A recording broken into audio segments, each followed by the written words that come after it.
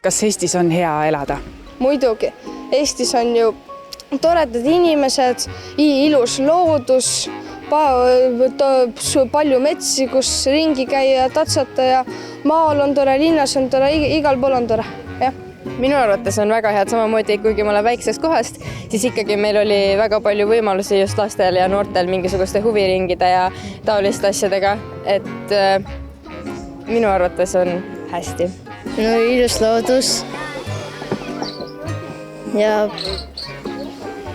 riik hoolitseb sinu eest, kui sul midagi juhtub.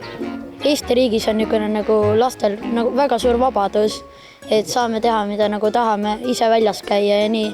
Et nagu mingeid suuri piiranguid ei ole meil. Mulle väga meeldib, et siin on palju rohesust ja väga palju maa-ala, et ei ole nagu terve riik, suur linn, et sa saad ikkagi minna maakoju või lihtsalt kuhugile täiesti kohta, kus ei ole kedagi ja lihtsalt olla seal vaikuses. No näiteks loodust on väga palju, et saad käia erinevates kohtades oma perega, sõpradega ja samas linnas on ka väga palju, mida teha, mänguväljakud, tänavad, mida iganes.